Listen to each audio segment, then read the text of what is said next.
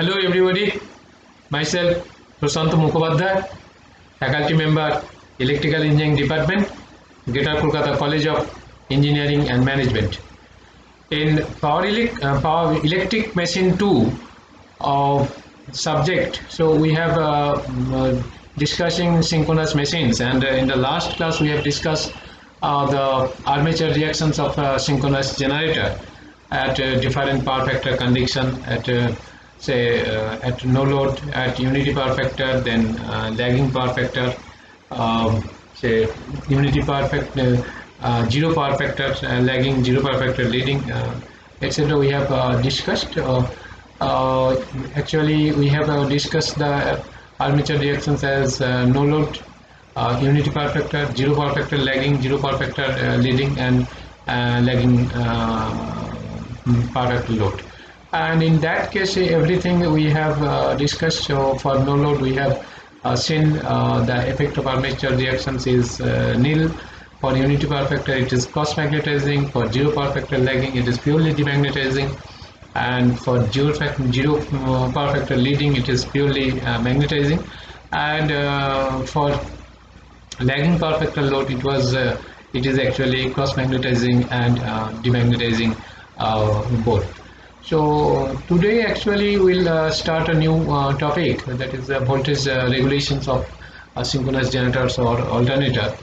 So voltage regulation actually defined as the change in its terminal voltage when full load is removed, keeping field excitation and speed constant divided by the rated terminal voltage. That means it is a change in terminal voltage when full load is removed. That means it is no load voltage to full load voltage is the difference divided by the rated terminal voltage.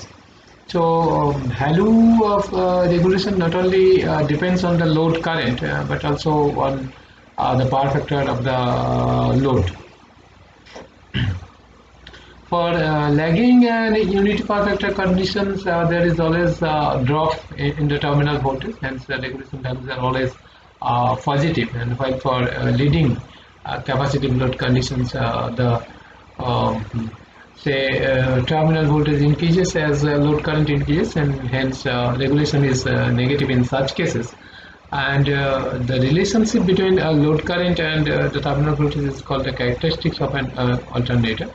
So basically, if we plot see this picture, so basically this is the phase voltage generated per phase, or so if it is B phase or E phase, that is the terminal voltage basically. And these are the characteristics curve of basically it is actually for lagging power factor it is drooping. For unity power factor it is drooping but less than the lagging power factor. And for leading power factor, so it is so in this way this is increasing, so this is not drooping. So that is actually from this we can have idea about this terminal voltage with load current, so different types of load. Now, so how will determine this voltage regulations? Basically, I told you the voltage regulation is nothing but it is the change in terminal voltage from low load to load conditions with respect to rated terminal voltage. So this regulations actually how we can find. So for small machines, the regulation may be found by direct loading. What is that? So actually the alternator is in that case driven at synchronous speed, and the terminal voltage is adjusted to its rated value.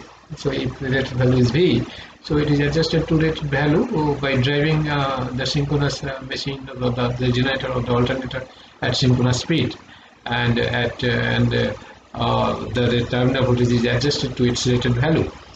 Now the load is varied until the wattmeter and ammeter connected for this purpose indicate the rated values at desired power factor, and then the internal load is thrown off while the speed and field excitations are kept constant. So If the open circuit or no load voltage is E0 is red, so percentage voltage regulations can be given by, say, E0 minus V, that is the rated voltage divided by V, and if it is the percentage, it will multiply by 100.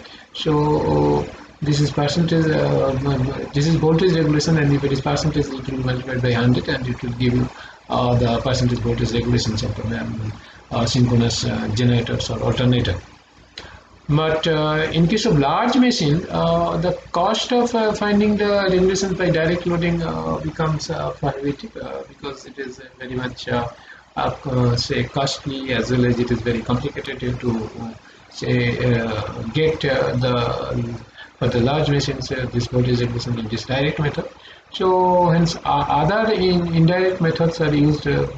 So different industrial, say, indirect methods are available, and that is used. So and in all these indirect methods, so these methods differs only in the way the no load voltage E0 is found in each case. So basically there are different indirect methods to finding out the say for finding out the voltage regulations, and say these methods are differed only the way the no load voltage or excitation voltage or E0 is found in each case. So there are mainly in the methods are used actually the synchronous impedance or EMF method, the ampere turn or MMM method, zero power factor or Portier method, and another one is ASA method, that is American Standard Association method. So mostly we will discuss with about this first three methods, that is synchronous methods or EMM method, the ampere turn or MMM method, and zero power factor or Portier method. So this basically the difference of these different methods only on how and what approach has been being followed for finding out the excitation voltage, that is E0 or no load voltage. So we'll discuss one after another the synchronous impedance method, the ampere turn method or the MMM method, and zero power factor or Portier method. So let us start with this synchronous impedance method. The synchronous impedance method or the EMM method is based on the concept of replacing the effect of armature reactions by an imaginary reactance. So this is very important. So basically the synchronous impedance method actually nothing but the EMF method, and it is based on the concept of replacing the effect of armature reaction by an imaginary reactance. So for calculating regulation, the synchronous method requires the following data. Basically they are the armature resistance per phase and open circuit characteristics. The open circuit characteristics is the graph of the circuit voltage and the field current. Basically this is a graphical representations of the change of the say circuit voltage at no load conditions or open circuit condition with a change in field excitation. And this method also requires a short circuit characteristics, which is the graph of short circuit and the field current, that is short circuit or the armature current and the field current. So what we are getting? So we are getting three data, that is DC resistance test for finding out the armature resistance per phase, then open circuit test and short circuit test, and from there so we will calculate the synchronous impedance and what are the assumptions we are say making. So for finding out the synchronous impedance methods that will be discussed during this synchronous impedance method or CMM method. So firstly we'll have to say calculate the DC resistance test for finding out the armature resistance per phase, and then open circuit characteristics, that is the variations of the say no load voltage of the synchronous generators with field excitations, and the third one is the short circuit test, that is the variations of say armature current, or with field excitations or field current. So for a synchronous generators, actually these equations of terminal voltage equal to this EA minus ZS IA. So EA is the no load voltage, or armature generated voltage, and ZS is synchronous impedance, and IA is the armature current. So, and this ZS is nothing but it is RA plus JXS, where say for calculating synchronous impedance, or say actually say ZS is measured, and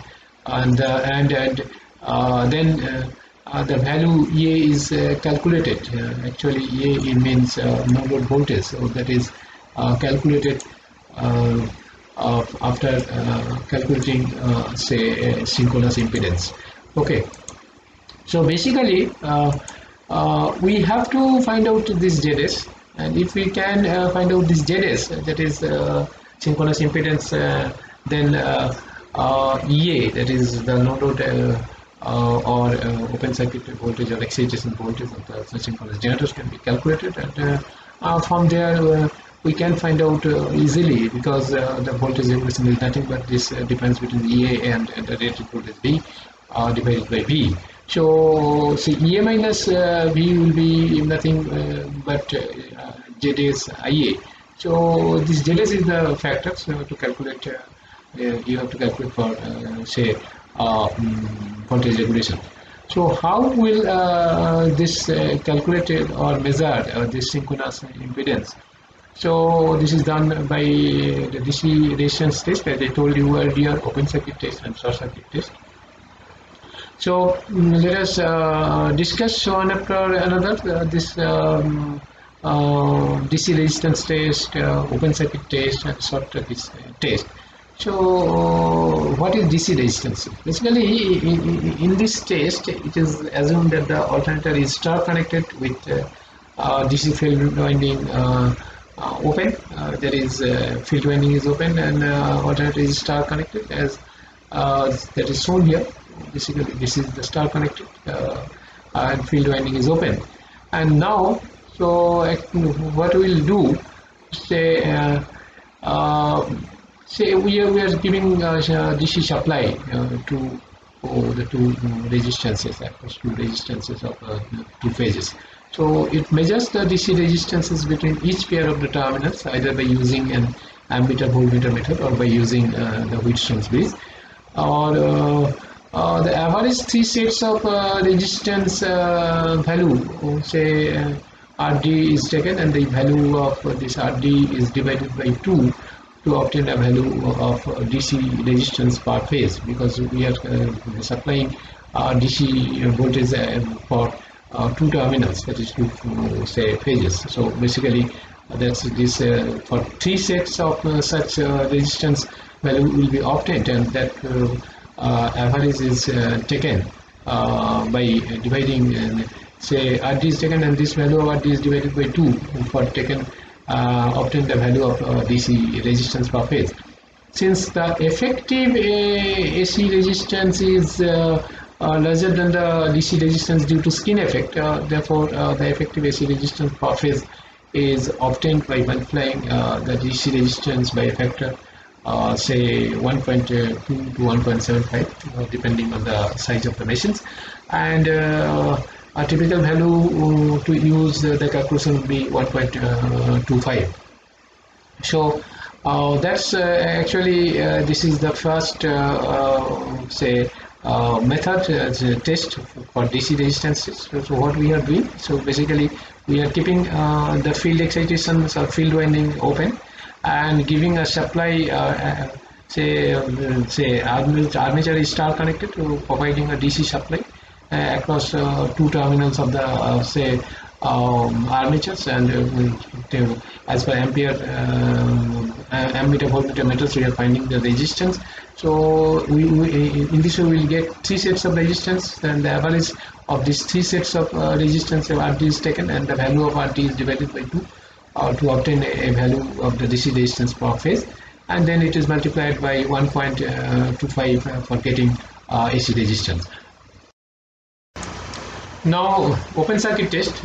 In the open circuit test, for determining the synchronous impedance, the alternator is running at the rated synchronous speed, and the load terminals are kept open, and this means that the loads are disconnected and the field current is set to 0, and the circuit diagram is like this. This is actually field winding. So field is connected with the DC supply, and this is the stator or armature winding. So where this is this voltmeter is for measuring the line to line voltage or the line voltage, and this is for so these three actually measuring line to line voltage. Basically this 3 ammeter is 3 voltmeters.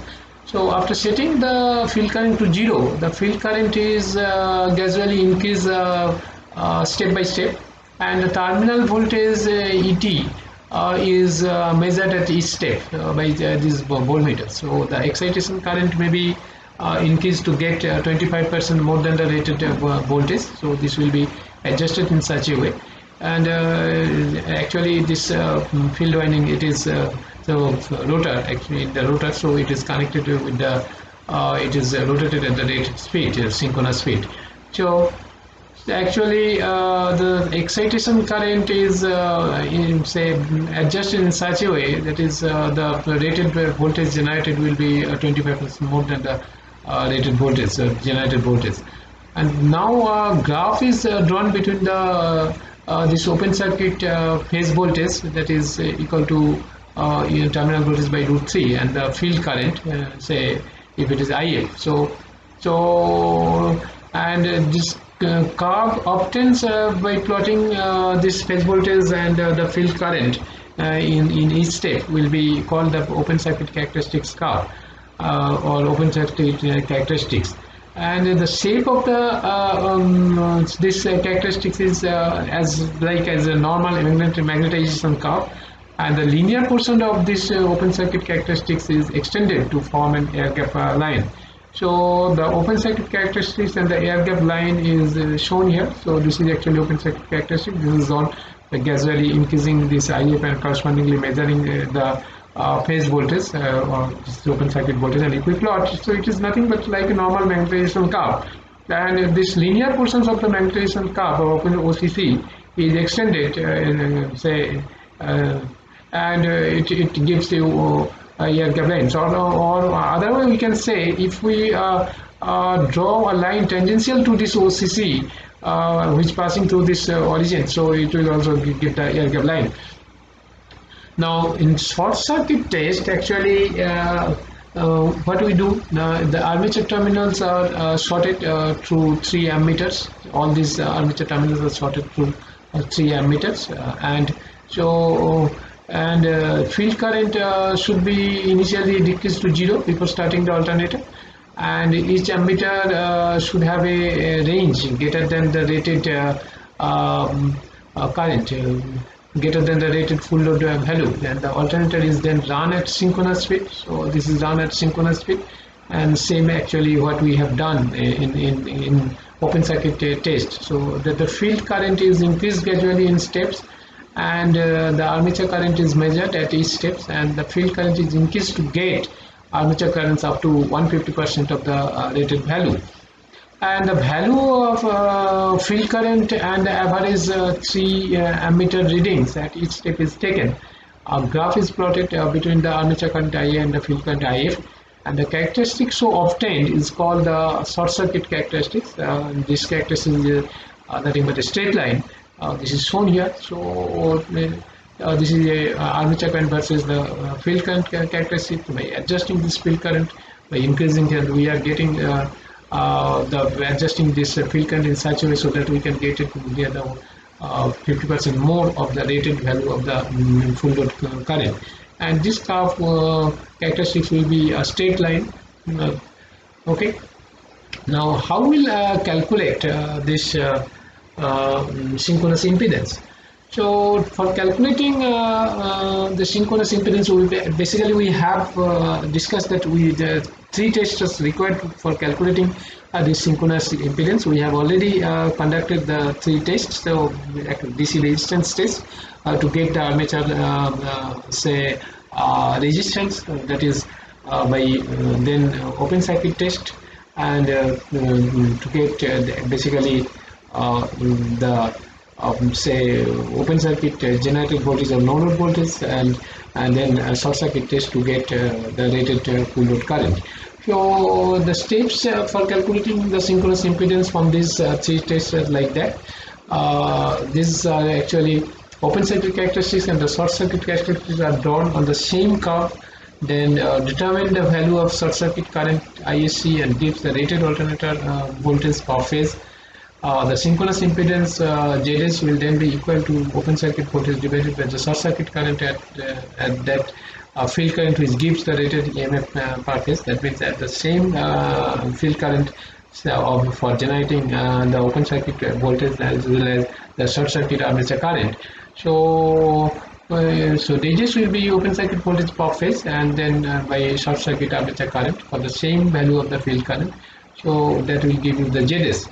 And the synchronous reactance is determined from the expressions of the synchronous impedance, that is then XS should be equal to root over of ZS square minus armature resistance square. And the graph is like this. So this is the open circuit characteristics of graph, and this is SCC. This is way is the field current for generating the rated actually no load voltage or open circuit voltage. So this is actually nothing but the AB, and and at the same time this field current will generate the short circuit current equal to AC. So if I divided AB by AC, you will get the ZS. So see, this is actually field current way that this produces the rated alternator voltage for phase and corresponding to this field current, and the open circuit voltage is AB, and therefore ZS equal to AB by AC, AB in volts and AC in amperes. So that is ZS in ohm. So there are some assumptions we have made here for the calculating this synchronous impedance method. These assumptions are like this synchronous impedance is constant. So synchronous impedance is determined from OCC and SCC. So it is the ratio of open circuit voltage to the short circuit current when they at same field current. So when the OCC and the SCC are linear, the synchronous impedance ZS is constant. But the flux under test condition is the same as that under load conditions, that is we have assumed. So it is assumed that given value of the field current always produces the same flux, and this assumption introduces a considerable error. When the armature is short circuited, the current in the armature lag the generated voltage almost by 90 degree, and hence the armature reaction is almost completely demagnetizing. And the effect of the armature reaction flux can be replaced by a voltage drop proportional to the armature current, and that armature reaction voltage drop is added to the armature reactance voltage drop. And the magnetic reluctance to the armature flux is constant regardless of the power factor. So this is the assumptions. So basically these assumptions for a given field current always produce the same flux, and this actually in the say point where the error can be introduced can be say come in calculation. So because when armature is short circuited, the current is the armature is say lag, it is almost by 90 degree from the behind the voltage, and hence the armature reaction is almost completely demagnetizing. The effect of the armature reaction flux can be replaced by a voltage drop proportional to the armature current, and that the armature reaction voltage drop is added to the armature reactance voltage drop. And the magnetic reluctance to the armature flux is constant regardless of power factor. So this is the assumption. Now for a cylindrical rotor machine, this assumption is substantially true because of the uniform air gap. So regulation obtained by using a synchronous impedance method is higher, than that obtained by actual loading, and hence the method is also called the pessimistic method. And at lower excitations, ZS is constant, though it is constant since the open circuit characteristic consists with the air gap line. And this value of ZS is called the linear or unsaturated synchronous impedance. So, however, with increasing excitation, the effect of saturation is to decrease ZS, and the value is beyond the linear part of the open circuit chord is saturated value of the synchronous impedance. So this is the assumptions we have done. So that basically we have not considering the saturation part of the magnetization curve, because, and as a result we are substantial error will be found in say voltage regulation by this method, and that's why this method is also called pessimistic method.